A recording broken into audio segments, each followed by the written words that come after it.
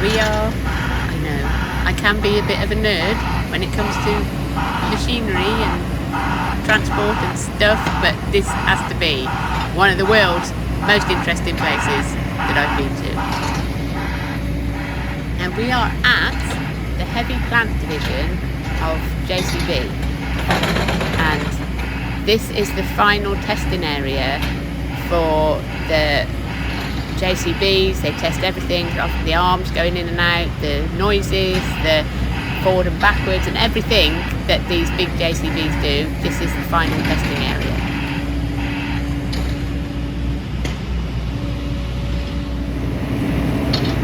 They test everything here. This one has got a pecker on it, so that's what you can hear, is that pecking noise. And they take them over these, because they're on tracks, they take them over these flat bumpy bits to test the tracks.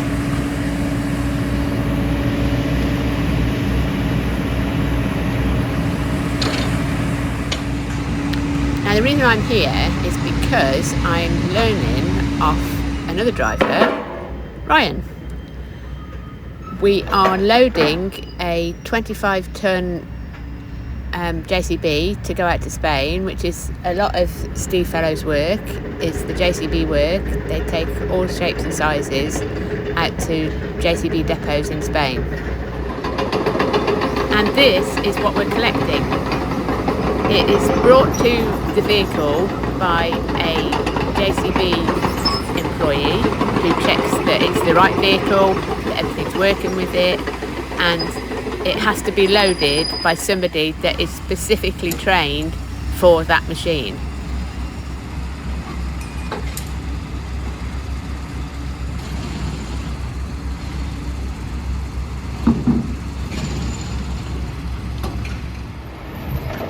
Now this guy's on the ball this morning. We're still getting our chains out. Usually, because there's usually a queue here loading, they're not so on the ball. But today they beat us to it.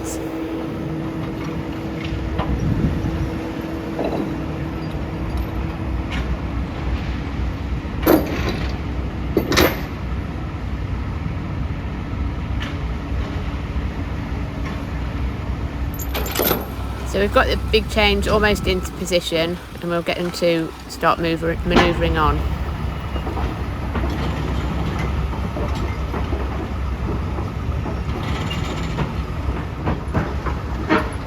Now while we're watching this put on, I would like to just make a note that health and safety is utmost priority throughout the Steve Fellow company, but especially when you're working in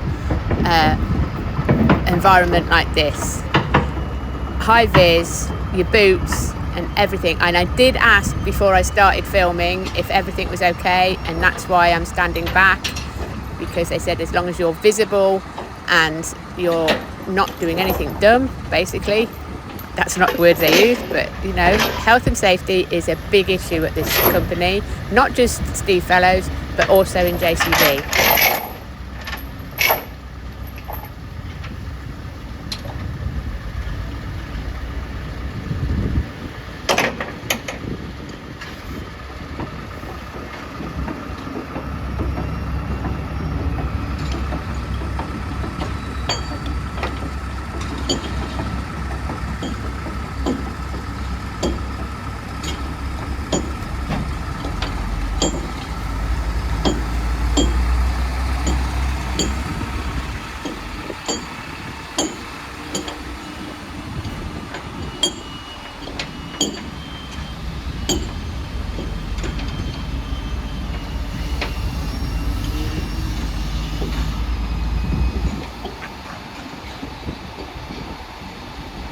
And that's the final position that this machine will travel to Spain.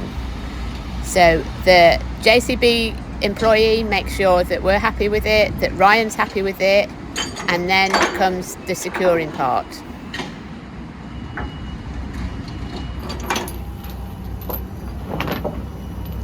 So each different machine has different securing points. Now you don't want to scratch anything or make it look tatty for when it gets to the customer, so use the security points.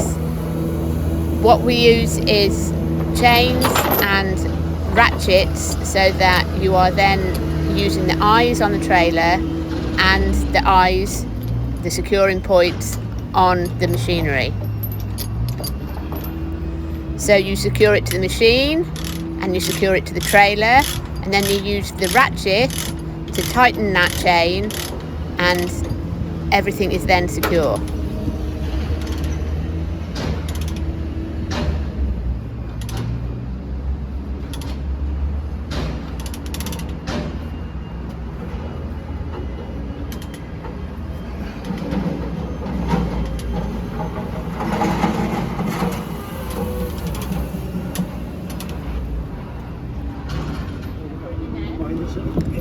As you can see from this shot, and what I'm trying to do is to get a decent one of how the chains work, and that wasn't very successful. But Ryan's got his big boots on with his toe caps and everything on. And I just want to point out these trainer safety boots that I got, trainer safety shoes.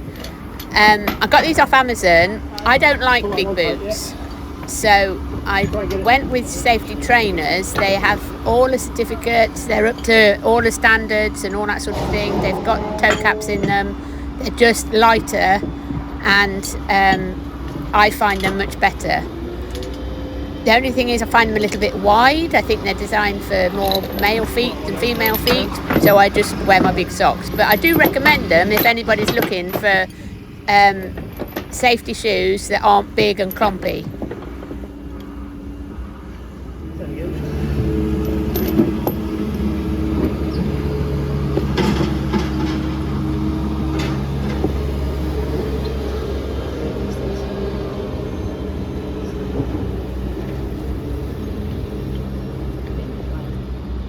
You've got too many fingers. And then to tighten it, it's not loosened, but so that will loosen it. You see the way. Tighten it, just like that. You'll hold the binder.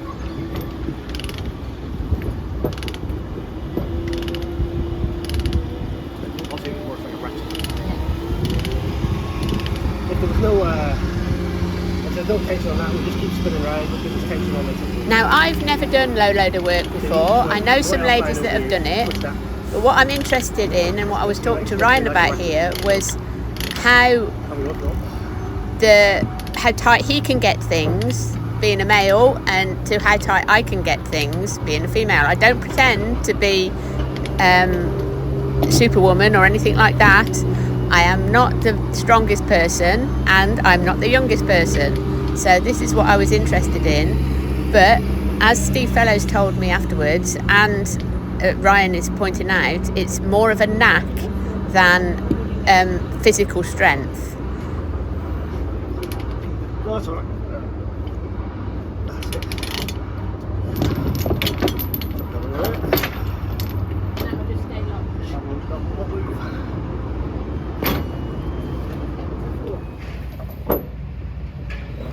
So with those two chains on the back, we're now putting two chains on the front using the same anchorage points on the machinery, but the other side, and anchorage points on the gooseneck, which is what they call the bit that I'm standing on. And if you can see, he's got a little compartment underneath, a storage compartment where all the chains and the ratchets and the straps go.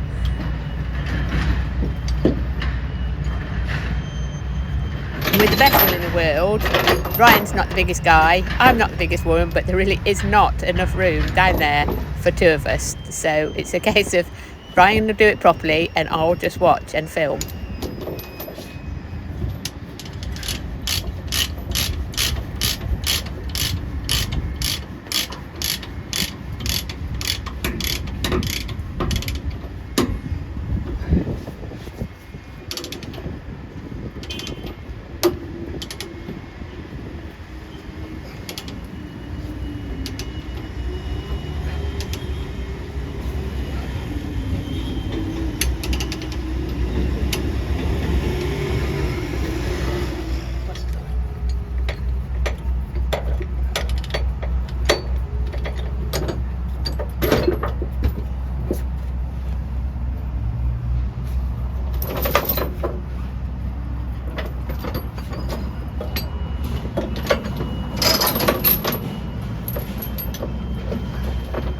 So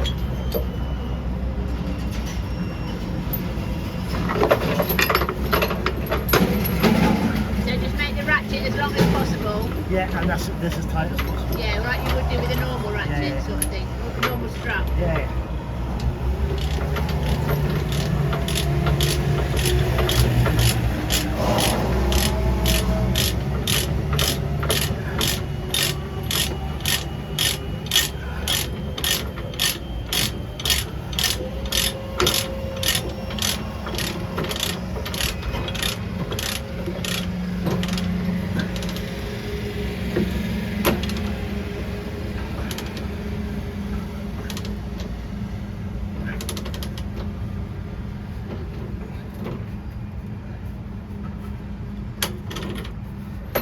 So that's 4 big chains we've put onto the JCB main body.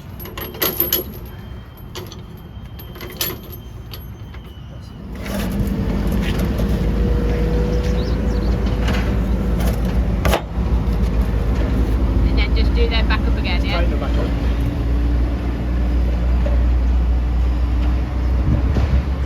Now, because this machine sticks out at either side of the trailer, because it's too wide, we have to put the hazard boards up to warn people that that's what's happening. Obviously they get a bit grubby being stored underneath, so we just have to make sure they're clean and visible. So has that got a separate light switch, or is it on side lights? Side lights.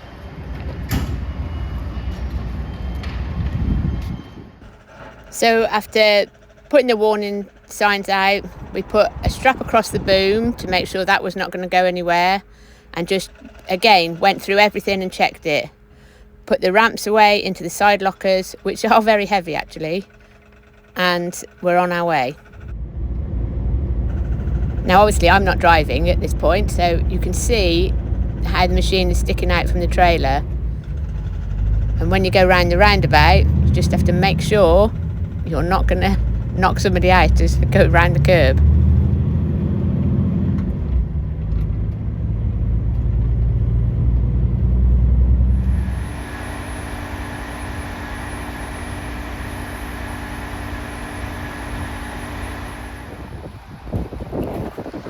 So we're back in the yard now. Now, Steve usually tries to keep one tractor unit and one trailer with one driver. The idea being is that driver is then responsible for everything that goes on with it and knows any faults that come up. The equipment that's there is always up to standard and everything is kept perfect.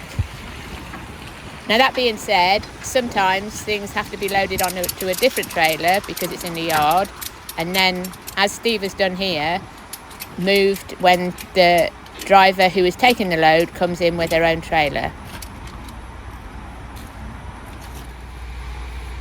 Now Steve has many years of experience with moving these JCBs on low loaders, in Euroliners, and I'm just standing back and watching, taking it all on board, how he's strapping them.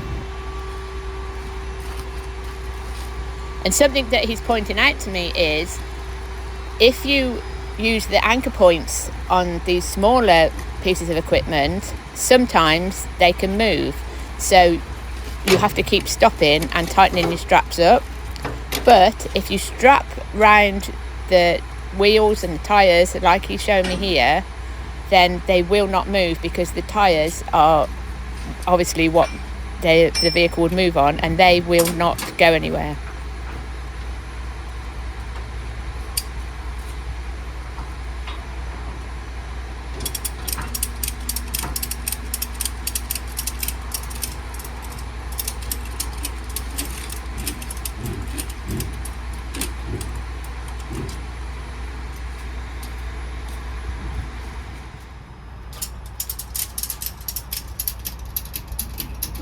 Now, I must admit, Steve is a giant compared with me, and he's very strong, so I don't even pretend to think that I'm going to get them straps as tight as he gets them.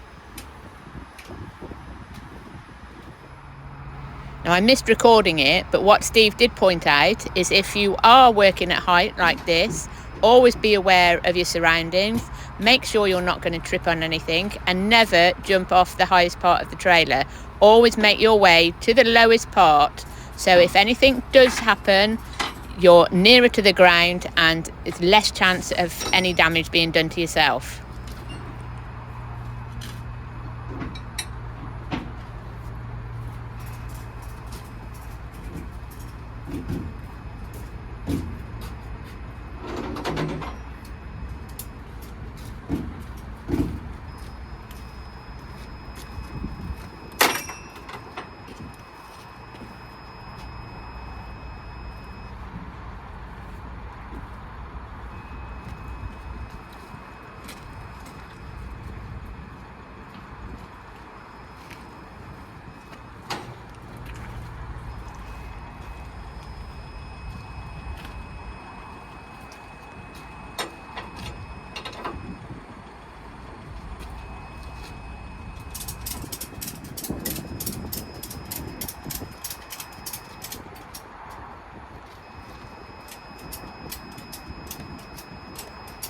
Now, these straps are very long because obviously we have different machinery, but always make sure your load looks tidy. Make sure it looks neat. It looks far more professional.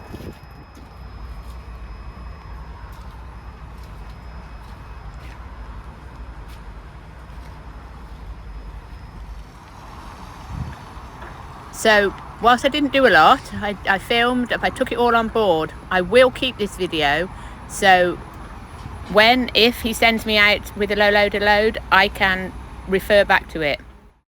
That's all done.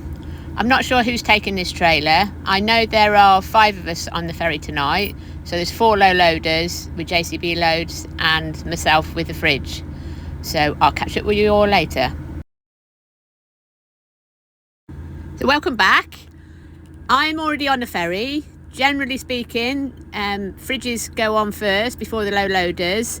This is because the low loaders being so close to the ground, they can't go up a ramp or down a ramp. They have to just go straight on, straight off.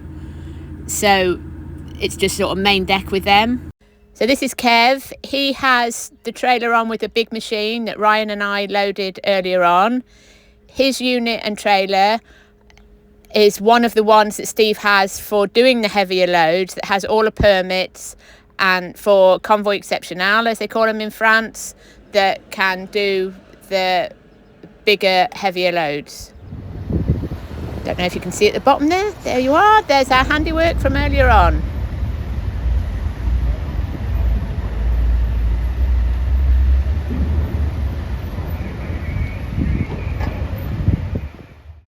Just see Neil through there, just waiting to board as well.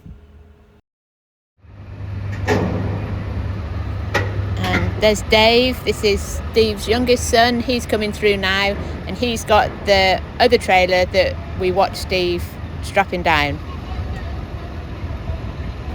I don't know exactly how old Dave is. I think he's sort of 25-ish.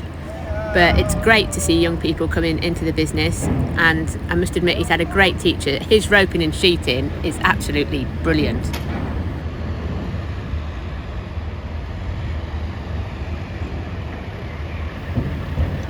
Here comes Neil following along.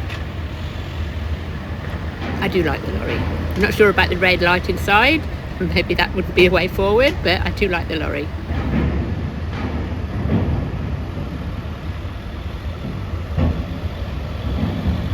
So that's myself, Kev, Dave, Neil on, and this is a new driver, Stuart. He's following up the rear and taking tips off all the low loader drivers, and hopefully he'll be as good as them. So we're going to get on our way. I hope you enjoyed this one, just to show you a bit of the diversity of work that Steve Fellowes Road Haulage does, and some different things that also involve road transport.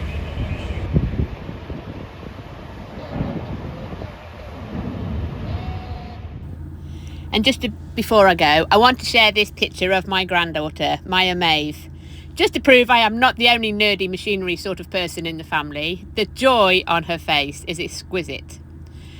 although it's a New Holland and not a JCB, but then her dad's tractor is a New Holland too.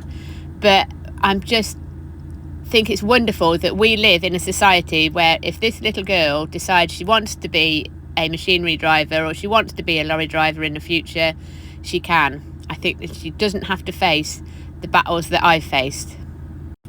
So thanks for coming along. Please don't forget to give us a thumbs up. Subscribe if you haven't already. Ring the little bell. You'll get notifications of when I post again. See you soon.